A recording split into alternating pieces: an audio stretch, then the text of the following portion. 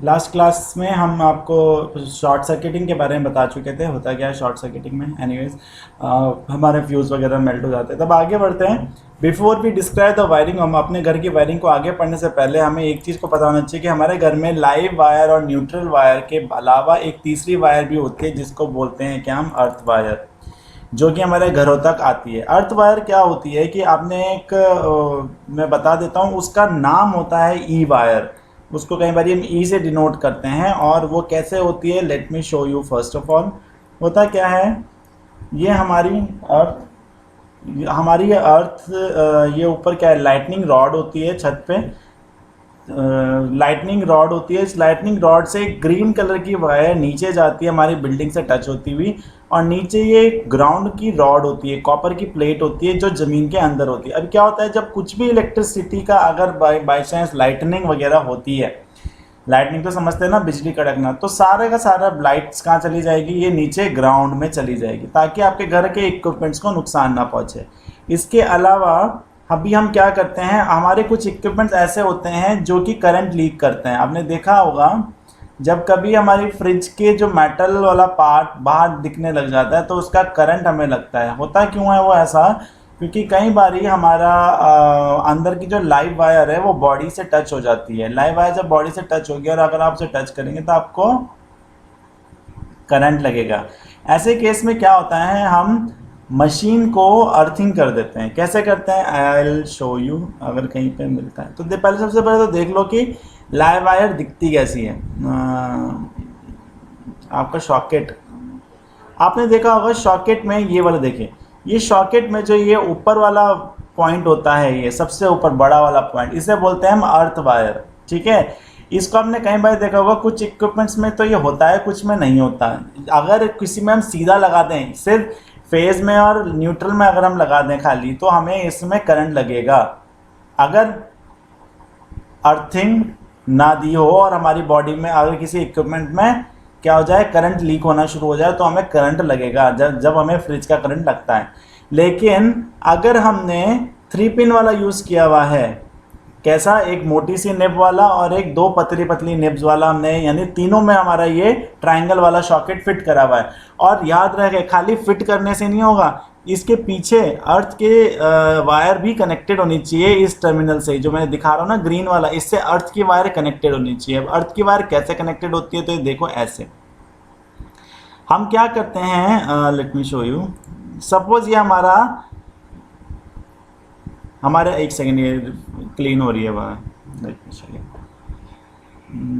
थोड़ा internet connection slow है।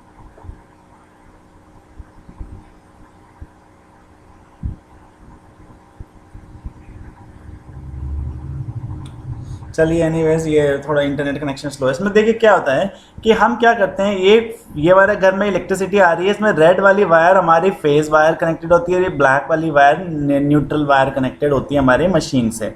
इसके बाद जो ये वाली अप्लाइंसेस से हम एक अलग वायर कनेक्ट करते हैं, ग्रीन वायर, जो कि यानी इक्विपमेंट की बॉडी से कनेक्टेड होता है। जैसे फ्रिज है तो फ्रिज की बॉडी से ये कनेक्टेड होती है ये ग्रीन वायर, और ये सीधा कहाँ जाती है, हमारे अर्थ के अंदर, जिसको बोलते हैं हम क्या, ग्राउंड। ठीक है, तो इसमें क्या होता है, जब कभी हमारी रेड कलर की वायर हमारी अप्लायंस की बॉडी से यानी फ्रिज की बॉडी से अगर ये टच करेगी, तो जो सारा का सारा करंट होगा वो कहाँ चला जाएगा, ग्राउंड में, और आपको करंट नहीं लगेगा। ठीक है, इसलिए इसकी कनेक्शन देखो, इस तरीके से कनेक्टिविटी की जाती है। ये बॉडी मान लीजिए फ्रिज की बॉडी, और इस पर एक ग्रीन कलर की वायर इस तरीके से कनेक्टेड होती है। ये अर्थिंग जो सिंबल होता है वो ये होता है, जैसे इन्होंने ग्रीन कलर का दिखाया ना, इसमें ये वाला जो सिंबल है, ये इसका अर्थिंग का सिंबल होता है। याद रखना, जब तक इस सॉकेट के पीछे, जब तक कौन सा वाला सॉकेट के पीछे, जब तक ये ग्रीन पिन के पीछे ग्राउंड की वायर कनेक्टेड नहीं होगी, तब तक वो 3 पिन का लगाने से और ट्रायंगल वाला पिन लगाने से कोई फ़ायदा नहीं होगा। Let me show you. अगर जैसे ये लगा हुआ है, अगर आपको पता नहीं दिख रहा है, ये जो लगा हुआ है, इसमें अगर ये ब्लैक पीछे कनेक्टेड नहीं होगी तब तक कोई फ़ायदा नहीं है। मेन थिंग इज इसके पीछे वायर कनेक्टेड होनी चाहिए। और वो वायर कहाँ कनेक्टेड होती है? सीधा ग्राउंड हमारे अर्थ में, सीधा वो वायर कहाँ कनेक्टेड होती है? इस ग्राउंड रॉड से कनेक्टेड होती है। क्लियर है? आ जाओ back to the topic. This earth wire then goes into a room and along with the live and neutral wire. Please note that the earth wire up to the main switch of our house is usually an uncovered thick copper wire having no plastic insulation over it, but the earth wire which goes from the main switch into a room is an insulated.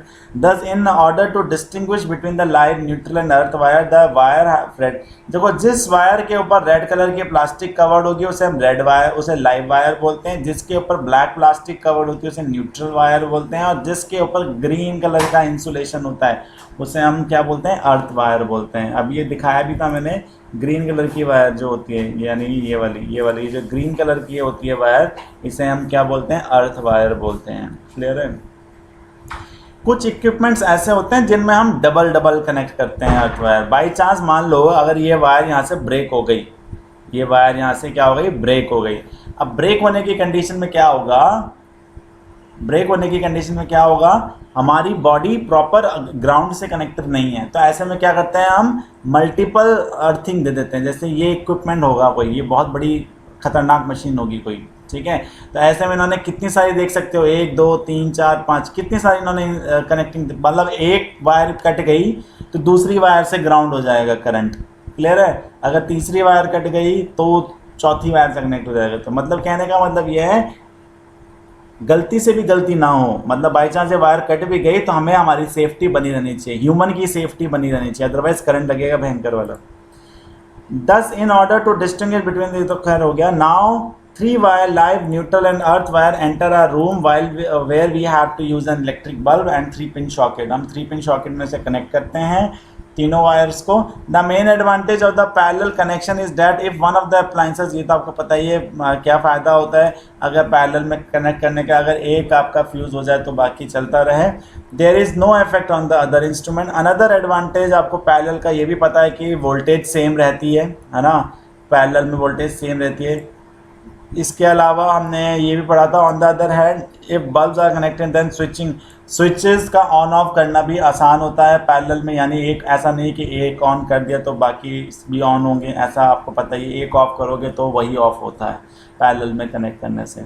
All the bulbs can not connected in parallel will however get the same voltage and hence glow brightly.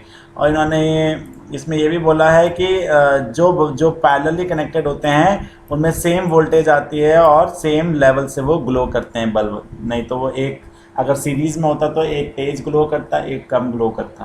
First of all we will describe the wiring of an electric. अब इसमें क्या पढ़ना है मैं आगे, come to the next topic, earthing.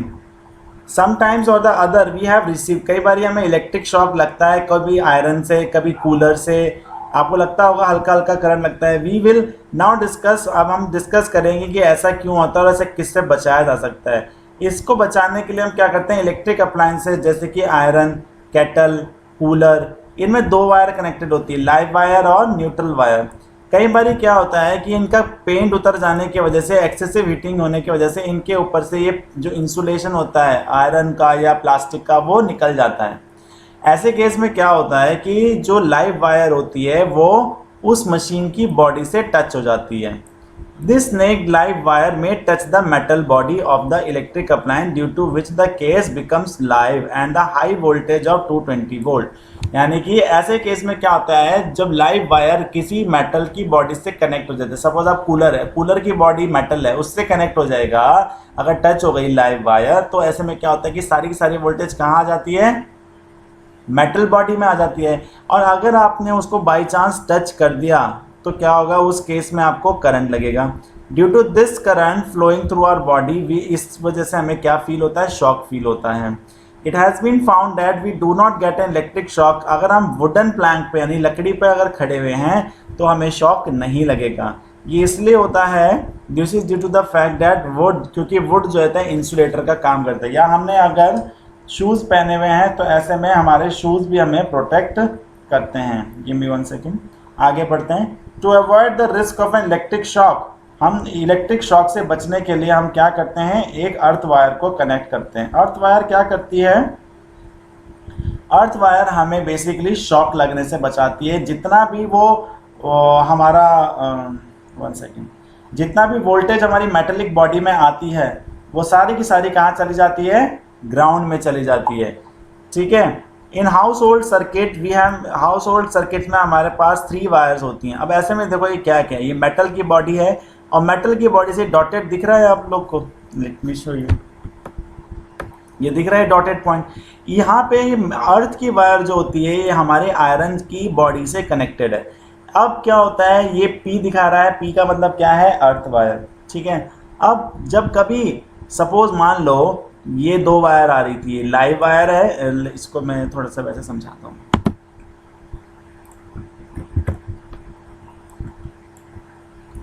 अब मान लो by any chance, ठीक है, ये लाइव वायर है, ये वाली L वायर है और ये वाली न्यूट्रल थी और ये वाली कौन सी थी, अर्थ वायर थी।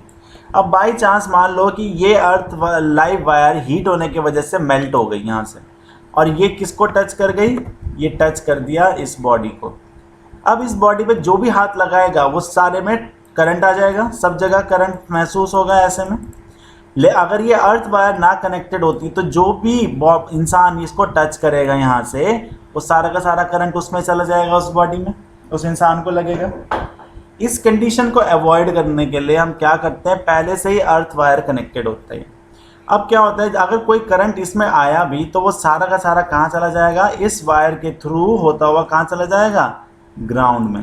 कहाँ चला जाएगा, ग्राउंड में वो सारा का सारा करंट चला जाएगा। क्लियर है जी। तो और यहाँ पे फिर इस पूरी बॉडी में कोई भी करंट हमें नहीं लगेगा। तो ये इसके बेनिफिट्स हैं। आई गेस आपको समझ आ चुका होगा। Back to the topic. If we chance the live wire, ये तो खैर मैं सब पूरा बता चुका हूँ, इसको आप खुद रीड कीजिएगा, अब कुछ बचा नहीं है बताने के लिए। So electric fuse, electric fuse क्या होता है, the electric wire used in domestic wiring. जितनी भी हमारे घर में हम वायरिंग यूज़ करते हैं वो कॉपर वायर की बनी हुई होती है, क्योंकि copper is a good conductor of electricity और उसका रेसिस्टेंस बहुत लो होता है। Now the copper wire chosen for household wiring are of such a thickness so as to allow a certain maximum current to pass through it। वो wiring इस तरीके से बनाई जाती है कि उसमें से कुछ करंट पास हो सके। अगर हम बहुत ज़्यादा करंट आएगा तो वो वायर क्या करेंगे, घर की वायरिंग सारी मेल्ट हो जाएंगी। अब उस केस में आपने देखा क्या है, हमारे आग उग लगने के चांसेस भी ज़्यादा होते हैं। तो और आजकल सबसे बड़ी बात क्या है, वायरिंग क्या होती है, अंडरग्राउंड है, तो वहाँ से वायर निकालना बड़ा मुश्किल है। तो ऐसे केसेस में हम क्या करते हैं, फ्यूज़ कनेक्ट करते हैं। फ्यूज़ का एक प्रॉपर्टी ये होती है, लेट मी शो यू, कहीं पे अगर डायग्राम है तो, हाँ, ये फ्यूज़ की प्रॉपर्टी ये होती है कि अगर ये लाइव वायर है, ये इससे आगे जाने वाली है और बीच में ये फ्यूज़ कनेक्टेड है। बाई एनी चांस अगर कुछ ज़्यादा करंट आएगा, बहुत ज़्यादा अगर करंट आएगा, तो ये ना फ्यूज़ की जो वायर होती है बहुत पतली वायर होती है। उस केस में क्या होता है कि फ्यूज़ की वायर ज़्यादा करंट आने से ये हीट बढ़ जाएगी, हीट बढ़ने की वजह से ये मेल्ट हो जाती है और बीच में से फ्यूज़ वायर कट जाती है और बहुत ज़्यादा करंट हमारे आगे के सर्किट में नहीं जाता है। ये इसका फ़ायदा है। ठीक है। ये फ्यूज़ जो होती है एक सेफ्टी डिवाइस है, जो कि इसके अंदर कॉपर की वायर ही होती है जो जल्दी से पिघल जाती है अगर हमारा करंट सेफ वैल्यू से ऊपर जा रहा है। सेफ वैल्यू कौन सा, सेफ वैल्यू कैसे डिसाइड होती है, हमारे घर की वायरिंग से। जितनी मोटी वायर होती जाती है उतनी ज़्यादा उसमें से करंट पास हो सकती है। लेकिन अगर घर में जो अगर करंट किसी बाई चांस शॉर्ट सर्किटिंग से बहुत ज़्यादा करंट अगर आने लग गया, तो ऐसे केस में क्या होता है, हमारे फ्यूज़ जो होते हैं वो उड़ जाते हैं, यानी मेल्ट हो जाते हैं। उस केस में हमारे आगे का सर्किट बचा रहता है और बस हमें सिर्फ फ्यूज़ चेंज करने होते हैं। द फ्यूज़ फॉर प्रोटेक्टिंग, आप सबसे पहले देख लो फ्यूज़ दिखते कैसे हैं।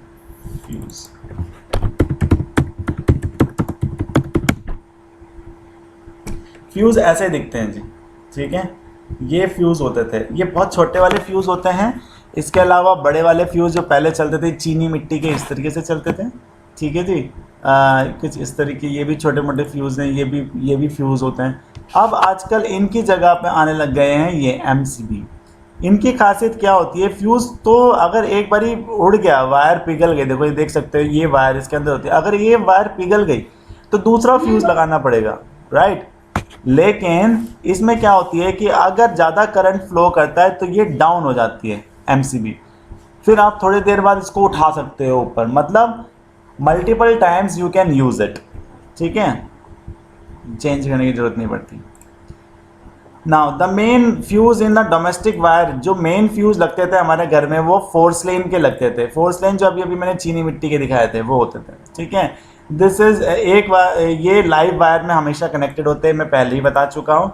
ठीक है, और आगे जब कभी शॉर्ट सर्किट होता है या ओवरलोडिंग हो जाती है, ओवरलोडिंग की कंडीशन में भी, यानी ओवरलोडिंग ये होती है बेटा, पहले मैं दिखा दूँ, ये होती है एक ही स्विच से आपने बहुत सारे इक्विपमेंट चला दिए एक ही सॉकेट से, तो उसे बोलते हैं ओवरलोडिंग की कंडीशन।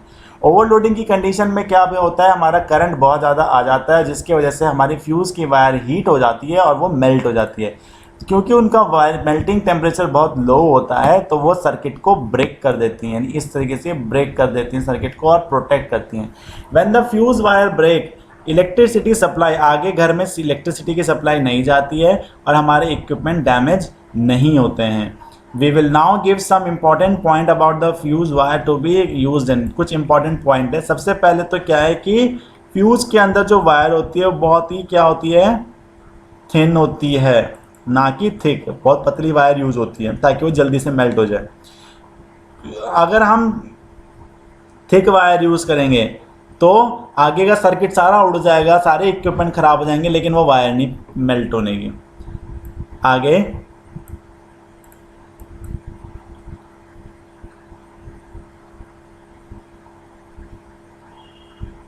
जो फ्यूज़ की वायर है जनरली टिन प्लेट की बनी हुई होती है, जिसका टेम्परेचर बहुत लो होता है, जल्दी से मेल्ट हो जाता है। नेक्स्ट है, अब प्योर कॉपर वायर को हम फ्यूज़ में यूज़ नहीं कर सकते क्योंकि कॉपर का जो मेल्टिंग पॉइंट होता है ना वो बहुत हाई होता है, जल्दी से पिघलता नहीं है। इसलिए हम कौन सी वायर यूज़ करते हैं इसमें, टिन प्लेटेड कॉपर वायर। इसमें टिन मिक्स होती है और टिन जल्दी मेल्ट हो जाती है। The fuse wire must have a proper thickness which depends on the maximum current. याद रखना कि ये जो वायर होती है, ये वायर, इसकी थिकनेस करंट के ऊपर डिपेंड करती है। कई बार हम कहते हैं ना 20 एम्पियर का फ्यूज़, 40 एम्पियर का फ्यूज़, देख सकते हो, मैं दिखाता हूँ।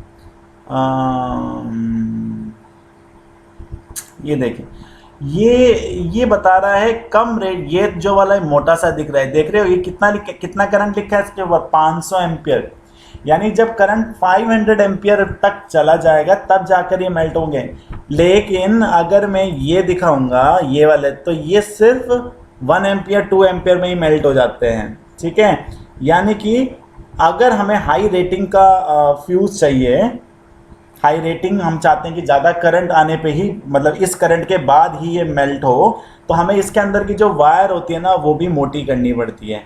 जैसे कि अगर जो मैंने अभी दिखाया था फोटोग्राफ, जिसमें जो अभी भी सब फोटोग्राफ दिखाई थी, उसके अंदर जो वायर होती है, ये वाला जो है, इसके अंदर जो वायर होती है ये बहुत मोटी होती है, जबकि ये जो होती है इसमें थोड़े पतली होती है। मतलब डिपेंड करता है कि हमारा हमें कितना करंट के बाद उसको मेल्ट कराना है, उतनी मोटी वायर हमें यूज़ करनी पड़ेगी।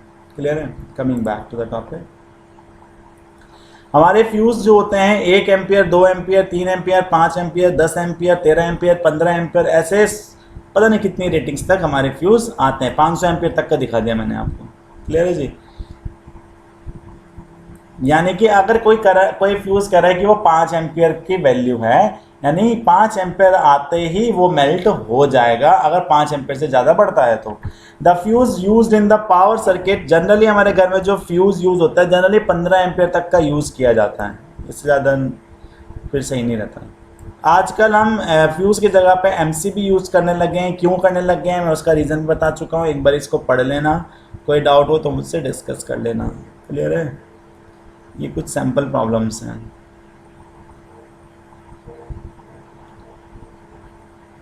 चलो कुछ सैम्पल प्रॉब्लम्स कर लेते हैं। ये क्या कह रहा है? ये कह रहा है एक फ्यूज़ इलेक्ट्रिक ओवन है, इलेक्ट्रिक ओवन, ठीक है, इसका 2 किलोवाट का ये है और इसको घर में चलाया जा रहा है 220 वोल्ट से, करंट की रेटिंग है 5 एम्पियर। आपको बताओ what result do you expect. मतलब एक इलेक्ट्रिक ओवन है 2 किलोवाट का और वो कितना उसका रेटिंग कितना दिया गया है, 5 एम्पियर। आपको क्या एक्सपेक्ट करते हो, एक्सप्लेन कीजिए।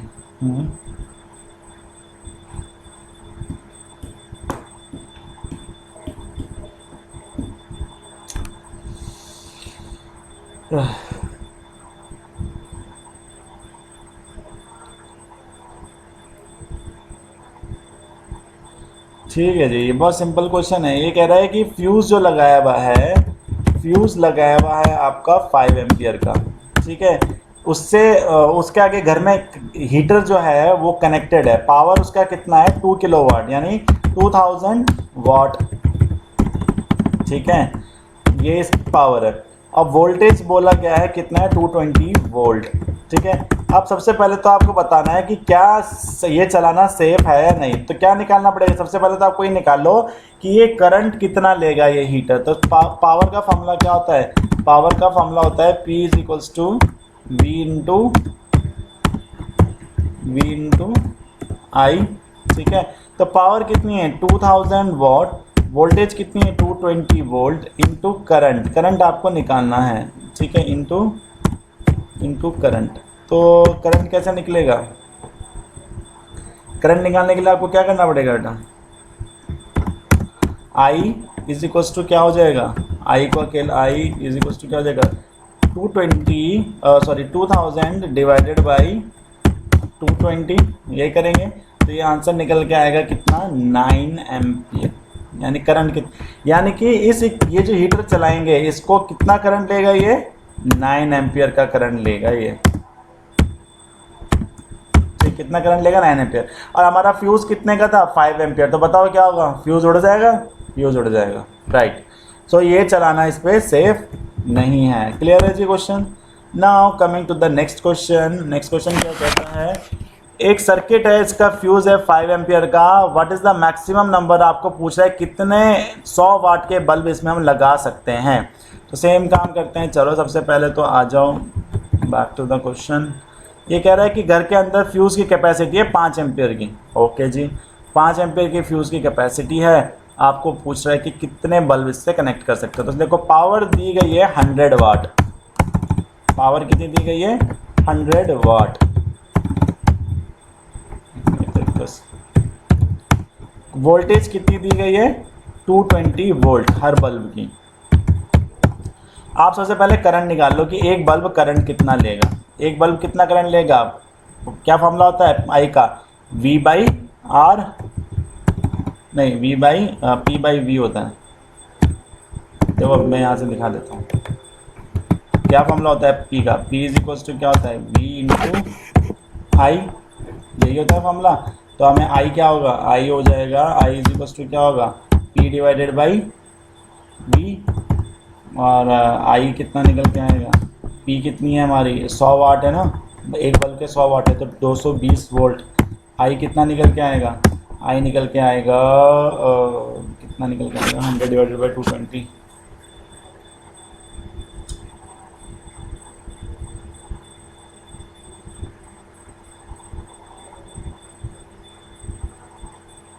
यह आएगा 0.45 एम्पियर, इतना करंट एक बल्ब लेगा। अब घर में फ्यूज़ लगाया हुआ है कितने का 5 एम्पियर का, तो आपको बताना है कितने कनेक्ट कर सकते हो।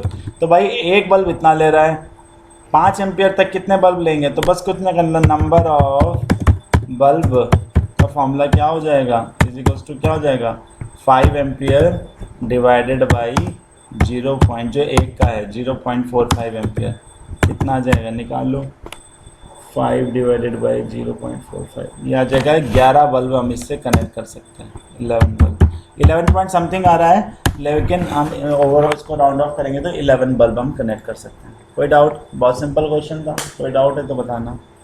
नेक्स्ट क्वेश्चन कह रहा है too many high power rating electric appliances should not be what precaution should be taken to avoid, overloading को बचाने के लिए आप क्या कर सकते हो।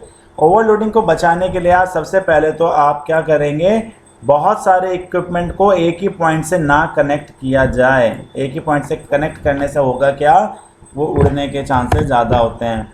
दूसरा क्या है, सॉरी, सेकंड पॉइंट मैंने पहले बोल दिया। अब एक ही सिंगल सॉकेट से ज़्यादा अप्लायंस नहीं चलाने चाहिए। और दूसरा क्या है, ज़्यादा हाई रेटिंग के इक्विपमेंट एक साथ नहीं चलाने चाहिए। यानी अगर आपके घर में गीज़र भी चल रहा है, दूसरी साइड आपके घर में एसी भी चल रहा है, फिर दूसरी साइड आपका हीटर भी चल रहे हैं, तो ऐसा नहीं करना है। अगर गीज़र चल रहा है तो कोशिश करनी है कि एसी ना चले, ठीक है, क्योंकि एक साथ बहुत ज़्यादा करंट घर में आएगा तो वायरिंग पे जोर पड़ता है। क्लियर है जी, कोई doubt? Coming back to the topic,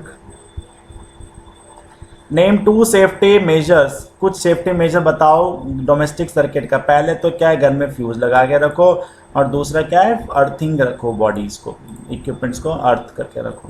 देखो भाई, ये हज़ार्ड खुद पढ़ लेना क्या क्या हो सकते हैं। हाँ, ये फ़ोटो अपने आप में ही सेल्फ एक्सप्लेनेटरी है, और इलेक्ट्रिसिटी के हज़ार्ड मुझे शायद बताने की भी ज़रूरत नहीं है। इलेक्ट्रिसिटी के से मौत इतनी भयंकर होती है कि I think it should not be touch. सबसे बड़ी बात, लाइव वायर को नंगे हाथों से टच नहीं करना। हमेशा जब भी वायरिंग पे काम करनी है, आपको क्या करना है, सबसे पहले देखो लिख के रखा प्रिकॉशन। अगर किसी को लाइव वायर टच नहीं करनी है, ठीक है, सबसे पहली बात, अगर लाइव वायर पे काम करना है तो सबसे पहले मेन स्विच को ऑफ करना होता है ताकि फायर ना फैले। दूसरा, जो पर्सन लाइव वायर को काम कर रहा है उसको या तो वुड पे खड़े होकर काम करे, या प्लास्टिक पे खड़े होकर, या रबड़ की शूज़ पहन करके, और किसी दूसरे बंदे को टच ना करें, ठीक है, नहीं तो उसको भी शॉक लगेगा। तीसरा, जितने भी इलेक्ट्रिक अप्लाइंसेस हैं उनको प्रॉपरली अर्थ कनेक्टेड रहने चाहिए हमेशा, ताकि अगर बाई चांस लीकेज करंट भी हो रहा है तो आपको शॉक ना लगे। चौथा, जितने भी स्विचेस हैं उनको all the switches should be put in the live wire of the AC circuit, so that all the switches should be put in the live wire of the, so that when the switches turn off the appliances get disconnected। जितने भी switches हैं circuit में उसको of करके रखना चाहिए। जब हम किसी फ्रिज पे या आयरन पे काम कर रहे हैं, या कोई भी ऐसे इक्विपमेंट है, गीज़र वगैरह, उनको हमेशा उससे निकाल के रखना चाहिए अगर वो ऑफ कंडीशन में है तो। We should never operate switches of electric with, जब कभी भी गीले हाथों से इलेक्ट्रिसिटी पे काम नहीं करना चाहिए, ना स्विच ऑन करना चाहिए ना स्विच ऑफ करना चाहिए गीले हाथों से, क्योंकि पानी स्विच के अंदर चले जाता है ऊपर से या नीचे से, तो वो लाइव वायर से टच होकर, या पानी क्या होता है, गुड इलेक्ट्रिसिटी को शॉक दे सकता है आपको, तो चीज़ का ध्यान देना है। हमेशा फ्यूज़ को प्रॉपर रेटिंग के होने चाहिए। ऐसा ना हो आपकी घर की रेटिंग, वायर की रेटिंग है 15 एम्पियर और आपने स्विच फ्यूज़ लगा रखा है 25 एम्पियर का, तो होगा क्या, जब तक वायर मेल्ट हो जाएगी 15 एम्पियर पे आने पे, लेकिन फ्यूज़ 25 एम्पियर पे जाके उड़ेगा। तो हमेशा प्रॉपर रेटिंग का ही आपको फ्यूज़ लगाना चाहिए, जितनी कि आपकी घर की वायर करंट झेल सकती है। The house hold wire should be of good quality. घर की जो वायरिंग होनी चाहिए बहुत अच्छे क्वालिटी की होनी चाहिए, स्विचेस अच्छी क्वालिटी के होने चाहिए, ठीक है, नंगे नंगे पुंगे स्विचेस नहीं होने चाहिए कि करंट लगता फिर रहा है, ठीक है। That's all, I guess that's all the chapter. Anything else you can ask. Bye, thank you.